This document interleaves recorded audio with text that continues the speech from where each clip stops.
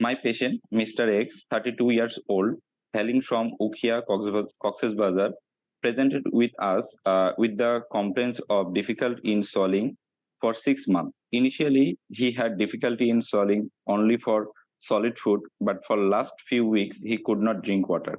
He also complains of retrosternal burning pain and food sticky in lower chest, followed by regurgitation of sour liquid and food particles just 1 to 2 minutes after taking meal. He had history of significant weight loss within last 3 months. He also noticed hematemesis approximately 4 to 5 times within last 1 month.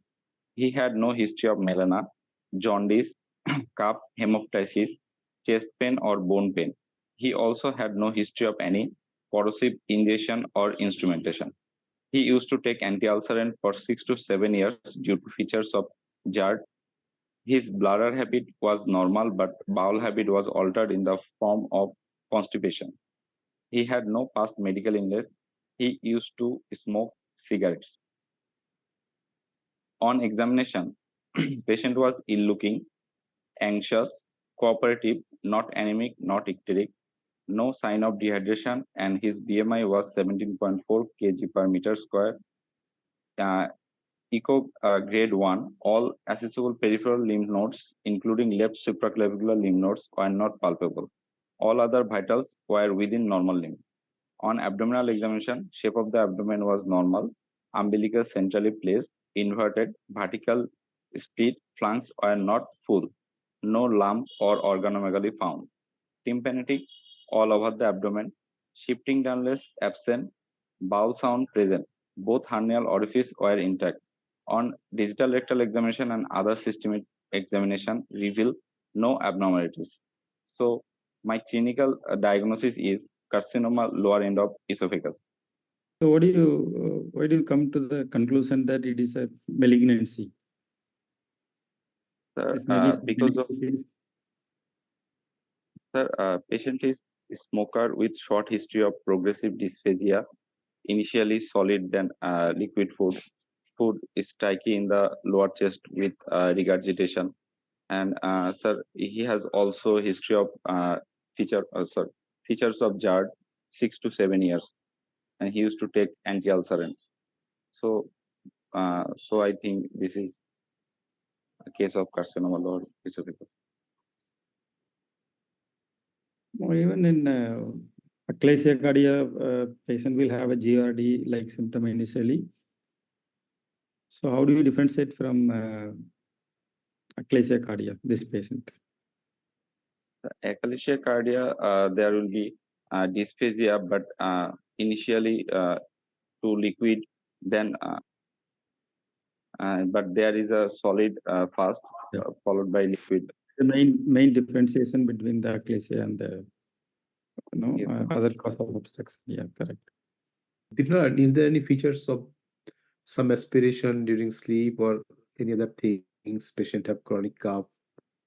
Is there any features like this? No, sir. Patient didn't mention like these symptoms. Have any what investigation you have done for this patient? Sir, to confirm my diagnosis, I will advise upper GI endoscopy with biopsy, sir. Okay. So what are the findings? So these are investigations. Okay.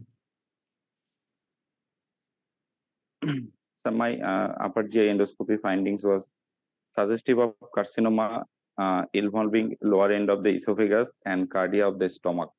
Okay, it is not full obstruction. Okay. No, sir, full obstruction. Yeah, what is the? It started from lower esophagus. Okay. Yes, sir. Okay. And this is your histopathology report. Well differentiated adenocarcinoma. So, what is the next line of investigations for this patient? Sir, next I will go for staging investigations for this patient, chest X-ray, ultrasonography of whole abdomen, then CT scan of chest, abdomen, and pelvis with IV and oral contrast. Okay. The CT is the next line of treatment. Okay. So we are going for ultrasound when you are going for a CT, chest and abdomen, oral IV contrast, I think ultrasound is required or not? The ultrasound is required if there is a liver met. It's better delineated than a CT scan in carcinoma stomach. No, CT will give a very good idea than ultrasound. Okay. So what the findings you expect in CT scan? What are I the expect information that- you will get from CT? Sir, I can get tumor size and location Yes. and involvement, T staging I will expect from the CT scan.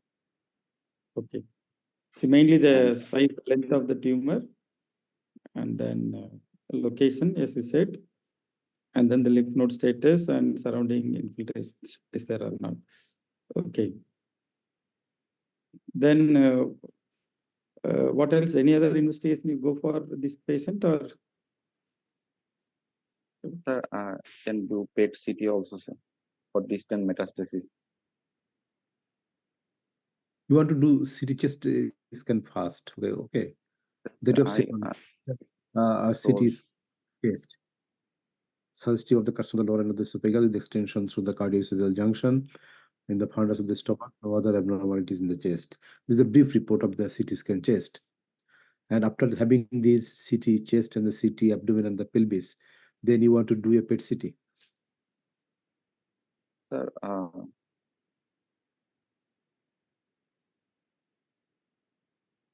It says very clearly, even the fundus of stomach is involved.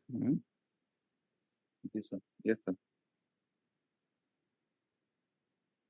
Okay. What is the lymph node status? Any lymph node enlargement is also, or any diaphragm crural involvement? Anything is mentioned in the CT report? Better you tell Dr. Dibnar and what are the other informations you want to have. So CT chest and other CT chest and abdomen didn't give me details informations about the gastroesophageal junction tumor. So as Dr. Patsharji said, you need to have some other important informations.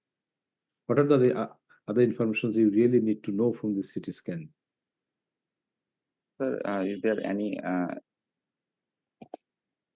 structure involved adhered to the esophagus, but there is not mentioned in the CT scan, sir. So mainly you have to see they mentioned about the fundus of the stomach. So how much from the OG junction, how much stomach is involved? So that is the main thing we have to see. Is it the anterior wall or the stomach fundus or the posterior wall of the stomach? Is it lesser curvature side or a greater curvature side? Any crural involvement? That means it's a diaphragmatic infiltration is there or not. So mainly we have to concentrate on the stomach part. Particularly, it looks like a type 2 severe type 2 lesion. So we have to look for a stomach involvement.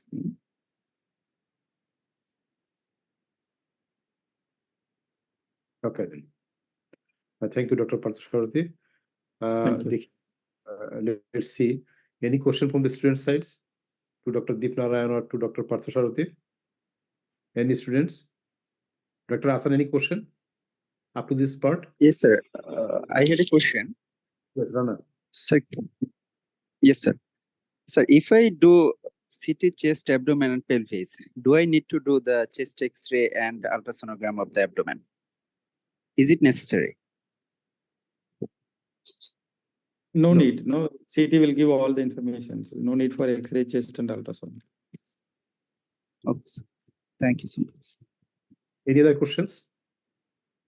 Feel free to ask any question. Assalamualaikum, sir. Yes, Menon. Sir, endoscopic ultrasonogram, is there any role? This patient, it is little looks locally advanced lesion. So mainly the endoscopic ultrasound for early carcinoma esophagus, and particularly if we have, we can, if it is a mid esophagus, we can know about the bronchial status involvement or not. So like that, it is not routinely done for junctional tumor. Mainly for a mid esophagus tumor, yeah. Yes, thank you. Dr. Rohit? Sir, I have another question. Sir, is there any role of diagnostic laparoscopy or staging laparoscopy? This patient is actually all the adenocarcinoma, particularly OG junction. It will be usually it will come as a very bulky tumor. So we don't go for a staging laparoscopy or diagnostic laparoscopy. We straight away we submit the patient for neoadjuvant chemotherapy or radiotherapy. Then after that we go for a staging laparoscopy and then we'll proceed. Yes, sir. Thank you, sir. Thank you. So nowadays, do you have any other investigation do you do for apart from CT scan? US is not comes as a regular protocol for a junctional PET tumor. scan. PET scan? Yes, sir. Yes, PET scan. Yeah. FDG, So if we submit the FDG PET. patient for neoadjuvant, definitely we have to go for a PET scan to see the distant, how much the lesion, how much is involved, and then after to compare the response of the neoadjuvant therapy. So again, we have to do PET after neoadjuvant, so that will give a good information how much the disease downstage. We exactly know with the PET. Thank you. Right. More question? Sir, Sir, question. Sir. What sir, model is there any role of MRI? No, MRI is mainly for the muscle involvement, particularly in the rectum and the CA cervix, like that. The pelvic organ we are taking MRI. For esophagus concerned, CT scan is must, first line of treatment, and then we go for a PET scan. If it is, we are submitting a patient for NACT. Suppose if it is a very early lesion, operable lesion, then we can go for a US, and then we can start a neoadjuvant, then we can go for a surgery. So MRI is not routinely done for esophagus and stomach. Sir, which modality is best imaging modality for evaluation of the liver mets? MRI. Yeah, CT, most of the time we'll get it with the CT. Even a lung nodule, liver nodule, anything, we can get it with the CT. And very, no, it is not routinely done. No, very, some cases, no, rare cases, we can go for MRI.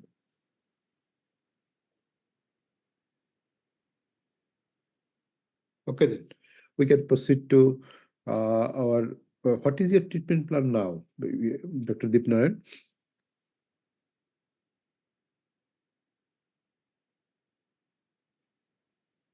So, as Sir, Dr.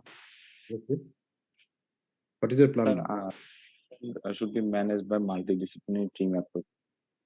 Okay. And treatment should be depend on histological type, tumor location, stage of the disease, and fitness of the patient. For this particular patient, what you want to do? Sir, esophagectomy, sir. Dr. Parthasarji already said. Yeah. So junctional tumor, don't tell immediately surgery, and upfront surgery is very rarely we are doing it nowadays. For a early lesion, then we don't get that kind of early lesion and routine practice. So we have to submit for a multidisciplinary team discussion, MDRT. Then we can go for a neoadjuvant chemotherapy or chemoradiotherapy. Even in adenocarcinoma, sometimes we start chemoradiotherapy. I can say around almost around 7-8 years before we go for a NACT RT. So nowadays we are reducing the RT in most of esophagus malignancy. Even NACT is give a very good downstaging the disease. And since this patient ECOG is one, and there is no obstruction, he is taking food, the scope can pass easily. I think that very well you can start a neoadjuvant chemotherapy. Sorry, okay, thank you. Dr. Kamal, have you joined?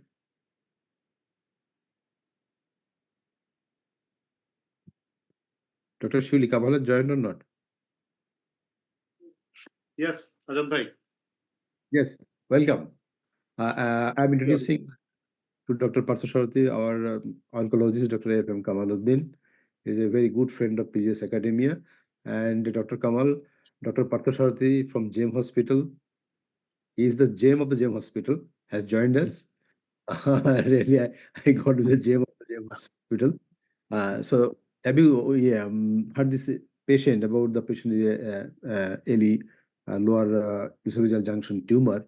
Our treatment plan at this point is a neoadjuvant therapy, then a staging laparoscopy, and then a surgical for this particular patient. Do you have an opinion? So first of all, good to meet Dr. Partho. I heard about you from Dr. Azad, a lot about you. I think there was a program, or there was a schedule of your visit, if I'm not wrong. Yes. Initially, there was a discussion that you were supposed to come, or you already. So good to meet you virtually, and hopefully we'll meet you physically sometimes. Yes. Regarding this patient, it's I think stomach G junction case now. If you have done the staging laparotomy and you are convinced that the disease is localized, so perioperative chemotherapy is the gold standard. Now, FLOT is the regime. This is a German protocol that has done a great job. So it has now reduced the burden of radiotherapy also. It is doing so good that very few we now recommend radiotherapy, where, say, if you were thinking about 2001 and 2, when this McDonald's trial was launched, at that time, radiotherapy was the backbone of the treatment, chemoradiotherapy. Now we hardly give this. So I will recommend the patient to give FLOT 2 weekly and with adequate support, because when we give FLOT, it cause neutropenia. That is a big experience. So we need to give continuously 5 to 7 days granulocyte support. And after giving FLOT, we will reassess and recommend for surgery. It is a sandwich. We give half FLOT before and half FLOT after. This is how we should recommend. Okay, then. Thank you, Dr. Kamaluddin. So with this, we can conclude this case now. Sir. Yeah. Yes, yes. Any role of tumor marker? What sorts of tumor marker do you want to? Sir, I want to know that any tumor marker is there. There any is role? no definite role of tumor marker in most of the tumor, but if you find any raised marker and if you do a treatment and if it comes down, that it will indicate there is some response. Otherwise, in diagnosis or in prognosis, hardly there is any role of any tumor marker. Okay. Sir, one more confusion, sir. The students they are asking about the junctional and the stomach adenoca. So we have to confirm it is localized. That is, before starting the NSCT, we have to do all the staging investigation and staging laparoscopy also. Of course. So is it? Yes, sir. So that's why. Staging laparoscopy is a mandatory component of, stomach cancer now. Now it is a part and parcel. If we don't do it, I've seen that more than 30% of the patient, we may think it is localized, but it was not localized based on imaging only. And the failure rate was very high. After introduction of the staging laparoscopy, the failure rate came down. That's why now it's a gold standard and it's recommended. Okay, sir. So for a esophagus, that is the mid and upper squamous, it is not necessary, but the lower G junction and the stomach adenocarcinoma, we have to do. Sir, this is the message for the students. Yeah, but in esophagus, Saiful, we are mandatory, we need to do PET-CT, which we are not doing here. Yes, sir. Yes, sir. Yes, sir. If it is upper and mid, we are just talking about the staging, sir, only. Yes, staging no, I'm talking that for esophagus, we trust image, we trust PET-CT. But within G junction and stomach, we don't trust only the image, we don't do PET-CT, we do normal conventional imaging, and then we do the staging laboratory. Okay, sir. Thank you, sir. Thank you. So now we are moving to the second case. Very short, very briefly. I think 10 minutes will be complete. Then Dr. Patel will tell. Sir, one question from the student side. In this case, as CT chest and abdomen don't mention about the lymph node status, so is there any other investigation to know about the lymph node status? It's a brief reporting, but in the details of the report, there was no lymphadenopathy. Okay. Sir, another thing to the student, message to the students. So don't look and don't rely on the report only. So as a surgeon, you have to see the CT. You have to identify the lymph node. You have to do the T stage yourself. The surgery will be performed by you, not by the radiologist. So you can take help from them, but you have to see your own image and you have to plan your own surgery. Same is Thank you. true. Yesterday's class, like a breast imaging. So imaging that, but each and every image, surgeon should have a practice to read it. Definitely. So start it. First see the image, then we'll see the report. Next one, which is very, very important. And try to image in a video format, in a scrolling, not a static film. So that will not give you a good guide about this lymph node status.